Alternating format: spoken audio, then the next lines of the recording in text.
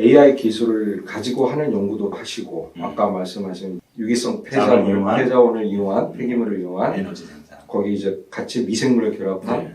그런 프로세스 생산 공정의 네. 어떤 친환경적인 결과물들을 만드는 과정뿐만 아니라 결과물도 하는 그런 연구도 지금 하시고 네. 대학원 연구생들이 많겠어요. 그럼. 대학원에서 연구를 하시는 분들은 어떤 분야로 취업을 하시나요 혹시? 일단 이제 되게 다양합니다. 이 친구들이 취업하는 걸 보니까 오히려 자기가 학부 때 전공했던 분야 쪽으로 취업하는 경우가 좀 많더라고요.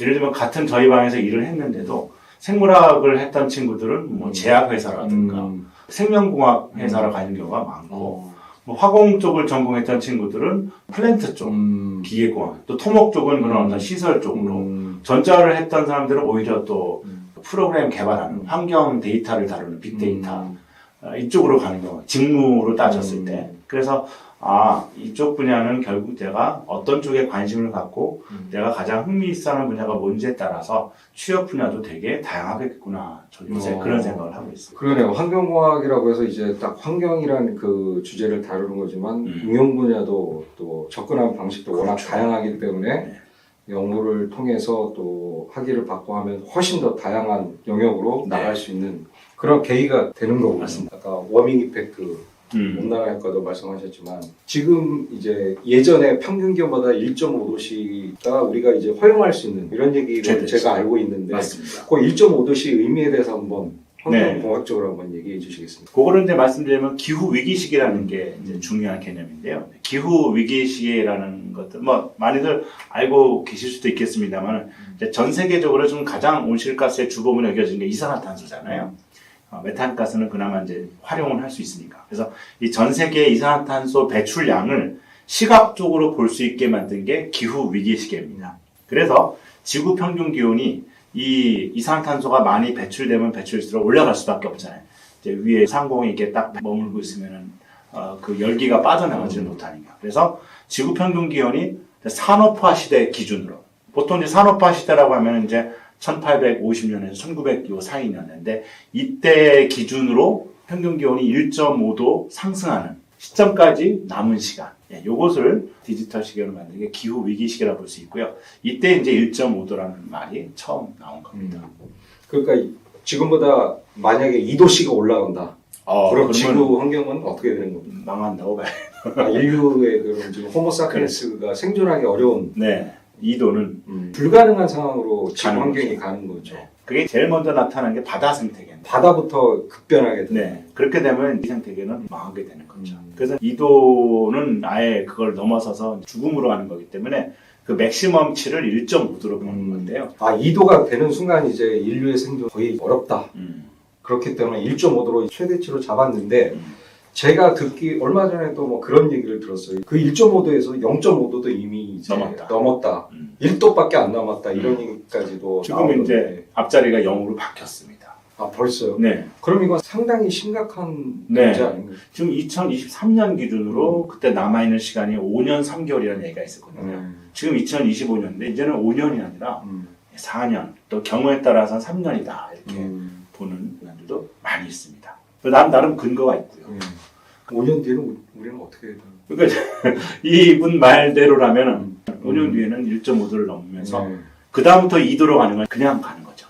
1.5도를 넘게 되면 자정작용을 넘기 때문에 아까 말씀드린 죽음의 2도로는 그냥 간다 이렇게 볼 수 있습니다. 그러니까 교수님 하시는 연구를 통해서 이제 친환경적인 공정으로 제품도 만들고 또 여러 가지 우리가 사용할 수 있는 물건 아니면 산업 현장에 쓸 수 있는 그런 결과물을 만들어낸다 하더라도 사람들이 친환경적인 행동을 하지 않으면 1.5도 기후위기 시기에 더 가까이 갈 수밖에 없겠네요. 사실은 또 마인드 문제 아니겠습니까? 또 행동을 유발하는 그런 근원은 또 마인드, 생각이기 때문에 사람들의 생각이 바뀌지를 않는다면 이 1.5도라는 기준점을 넘어가는 건 말 그대로 시간 문제다.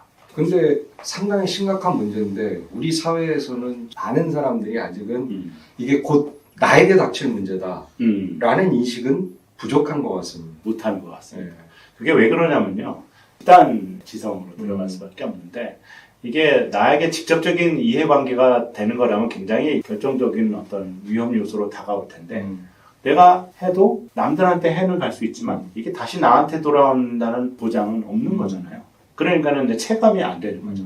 그리고 되더라도 뭐 다음 세대 혹은 다다음 세대 되지 않겠어? 이런 느낌. 다음 세대라고 한다면 그럼 결국 자기 자녀들한테도 당연을 미치는 건데 그렇죠. 왜 그런 문제까지는 생각을 하지 못할까? 우리나라는 세면이 바다로 둘러싸인 반도이지 않습니까? 네. 그러니까는 육지 안에서만 해결을 하지 않고 밖으로 내보내면 된다. 실제로 보면은 플라스틱이나 이런 해로 물질들은 우리나라 역시도 제3세계로 지금 수출하고 있는 상황이거든요. 그쪽에서도 그걸 필요로 하고 있고요. 그렇게 하는 과정을 반복하다 보니까 뭐 우리나라 안에서 이게 머물거나 영향을 미치는 건 아닌데 이런 안일함이 자리 잡게 되는 거예요. 그렇죠. 뭐 제3세계 빈국에다 그런 것들을 팔지만 결국은 대기도 순환하고 태양도 순환하기 때문에 모든 게 순환하니까. 그렇죠. 지구 생태계가 다 순환하기 때문에 결국은 우리한테 영향을 돌아오는 미칠 수밖에 없는 거 아니겠습니까? 좀 우리가 이번 영상뿐만 아니라 여러 영상에서도 친환경, 탄소 중립 이런 얘기를 많이 하는데 조금 더 우리가 관심을 갖고 우리가 일상생활에서부터 행동을 하는 것도 상당히 중요하겠습니다. 중요할 것 같습니다. 네.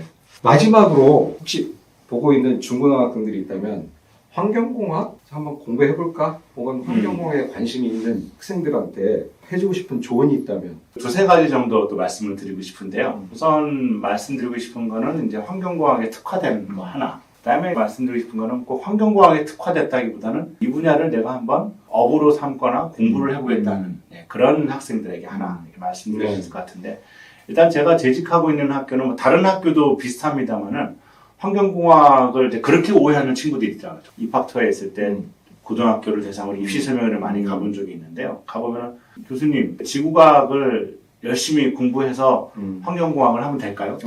이런 질문을 많이 합니다. 지구과학 안에도 그런 뭐 대기 순환 이런 게 있잖아요. 그렇죠. 근데 사실 저희 과의 커리큘럼을 한번 홈페이지에 와서 들여다보시면 알겠지만 지구과학과 연관된 커리큘럼은 단 하나도 없습니다. 오히려 모든 커리큘럼이 어디에 맞춰져 있냐면 첫 번째는 화학, 두 번째는 생물. 그 두 가지를 같이 하는 게 생화학. 생화학이고, 뭐 이제 약간은 물리도 있습니다만은 지구과학은 그 약간도 없거든요. 그래서 한때 초창기에는 어떤 일이 있었냐면은 정시로 들어오는 학생들의 과학 선택 과목이 죄다 생물과 지구과학이었어요. 근데 그 친구들은 하나같이 대학 와서 적응을 못 하더라고요. 저희과 커리큘럼이 뭐 물리 화학적 폐수 처리, 화학 안전공학, 화학적인 어떤 생물 공정 다 이렇게 화학이 연관되는데 그 친구들은 아예 선택 자체를 하진 않았으니까 정시로 들어온 친구들은 적응을 못하고 수시로 들어온 친구들은 제가 사실 이렇게 많이 커트를 했습니다. 어차피 화학을 모르고 오는 친구들은 고생하기 때문에 차라리 다른 학문을 하라는 거죠. 그래서 일단은 화학에 대한 좀 흥미와 그리고 화학에 대한 공부가 필요할 것 같고요. 지구과학을 할 필요 없다 뭐 이런 것보다는 네. 우리가 흔히 환경 그러면 이제 지구 환경 이렇게 생각하다 보니까 그렇죠. 물리적인 환경 생각하다 보니까 지구과학을 똑같이 가서 그걸 좀 더 심화하는 그런 학과다 느낌이다. 이렇게 학생들이 미스매치를 하고 있는 거예요. 그렇죠. 네, 근데 실질적으로 아까 연구하신 분야도 그렇고 주대 커리큘럼은 생물학적, 뭐 화학적, 뭐 생화학적, 물리적, 친환경적인 그런 것들을 연구하는 것이다. 할 수 있다. 그래서 그런 화학이나 물리, 생물 뭐 그렇게 따진다면 과학탐 이런 게 관심 있는 학생들 누구든지 환경공학과에 올 수 있고 나는 물리, 나는 생물, 나는 화학 뭐 이런 것들에 좀 더 특화돼서 더 공부 열심히 하면 그런 쪽으로 또 자기가 진로를 개발할 수 있다. 맞습니다. 이렇게 보면 되겠네요. 제가 이렇게 용어를 투박하게 사용을 해서 말씀드리면 워낙 세련된 용어로 바꿔주시니까 감동하고 있습니다. 대단하시죠. 그 다음에 이제 두 번째요. 두 번째는 뭐냐면 아까 과탐 얘기하셨는데 하나 중요한 거 일반적으로 이공계 학생에게 다 해당되는 말이라 생각이 드는데 그 분야에서 흔히 달인 테크니션, 전문가가 되고 싶으면 지금 말씀한 대로 과탐을 잘하고 관련 어떤 기술을 열심히 익히고 공부하는 거 대단히 좋고요. 또 그렇게 해서 될 수가 있다고 봅니다. 그러나 달인이 아니고 그 분야에서 내가 1인자가 되면 남들이 말하는 프로페셔널한 전문가가 된다거나 혹은 정말로 세계 최고의 어떤 수준의 그 분야를 이끄는 파이오니아가 되고 싶다. 흔히 말하는 리더가 되겠죠. 이렇게 하고 싶다면 과탐이나 어떤 그런 자연과학적인 백그라운드도 대단히 중요하나 반드시 인문사회적인 소양이 있어야 된다. 이거를 제가 꼭 말씀드리고 싶습니다. 왜 그러냐면 기술은 그 자체로 있을 때는 중립적이 되지만 이거를 사용하는 사람이나 인간이 어떻게 사용하냐에 따라서 인류에게 큰 유익이 될 수 있고 또 반대로 유해가 될 수 있잖아요. 네. 대표적인 예가 다이너마이트처럼. 근데 이게 인문학적인 소양을 가진 사람들이 인문사회적인 통찰력을 가지고 이거를 올바르게 인류에 적용할 수 있는 생각을 가져야 되는데 그런 게 만약에 부족하다 그러면은 똑같은 기술이 하더라도 파급력을 갖기가 힘들겠죠. 그래서 저는 성공하고자 하는 분들은 반드시 이공계 학생이라 하더라도 인문학적인 소양을 갖춰라. 이게 제가 두 번째로 말씀드리고 싶은 부분입니다. 네. 인문학적 소양도 이 공학도에게도 상당히 중요한 요소다. 네. 마지막으로 이제 말씀드리고 싶은 건 이거는 뭐 이공계 인문학 다 가리지 않고 해당되기도 하고 또 저희 연구실에서도 강조하는 부분이긴 한데 자기 주도적인 마인드.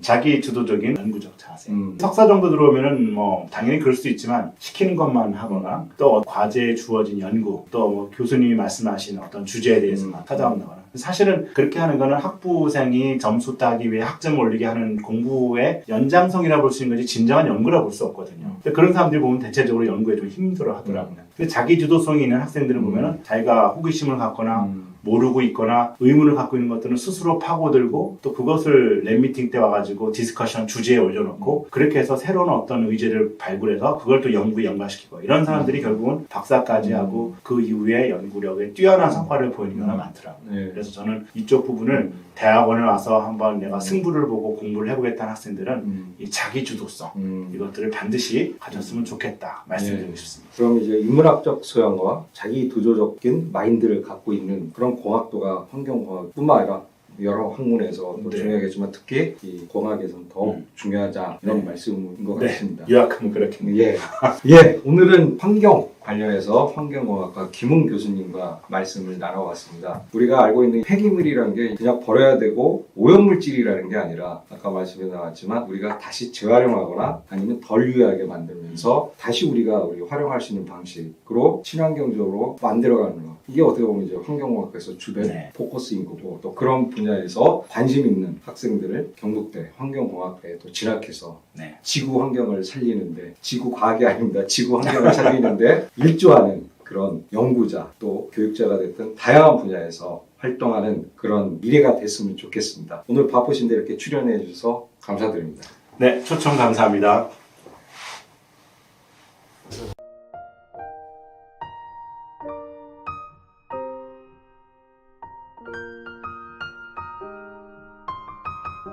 It's my